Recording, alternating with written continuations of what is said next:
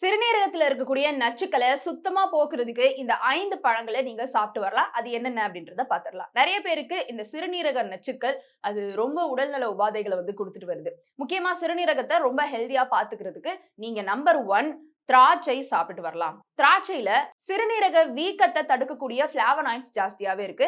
அதனால தொடர்ந்து நீங்க திராட்சை சாப்பிட்டு வர சிறுநீரகத்தை ரொம்ப பாதுகாப்பா வச்சுக்கும். முக்கியமா இதுல இருக்கக்கூடிய ஆன்டி ஆக்சிடென்ட் சிறுநீரகத்தை நல்லா சுத்தம் பண்ணி அதை ரொம்ப ஃப்ரெஷ்ஷா வச்சுக்கிறதுக்கு உதவி பண்ணுது. நம்பர் 2 பெரிஸ் இல்லனா ஸ்ட்ராபெரி. பெரி வகைகள் எல்லாமே நல்லதுதான். முக்கியமா அதுல நீங்க ஸ்ட்ராபெரி சாப்பிட்டு வரலாம். இப்போ கூட ஸ்ட்ராபெரி சீசன் தான். அதோட விலையெல்லாம் குறைஞ்சிருக்கு. அதை தாண்டி ப்ளூபெரி, குருதி நெல்லி, ராஸ்பெரி, ஜாமுன் இது எல்லாமே நீங்க சாப்பிட்டு வரலாம். இந்த பழங்கள்ல நிறைய ஆன்டி ஆக்சிடென்ட்ஸ் மற்றும் பீட்டா கேரோட்டின் இருக்கு. இது சிறுநீரகத்தில் இருக்கக்கூடிய நச்சுக்களை வெளியேற்றதுக்கு ரொம்பவுமே உதவி பண்ணுது.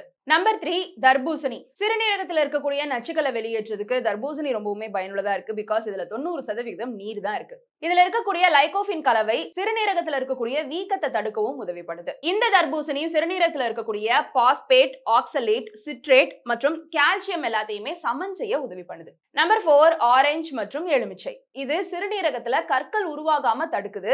உடல் முழுவதும் இருக்கக்கூடிய திரவங்களையுமே சமநிலைப்படுத்துது. நம்பர் 5 மாதுளை. இதுவும் சிறுநீரகத்துல இருக்கக்கூடிய பாஸ்பேட், ஆக்சலேட், சிட்ரேட் மற்றும் கால்சியம் உடைய அளவை சமப்படுத்த உதவி பண்ணுது.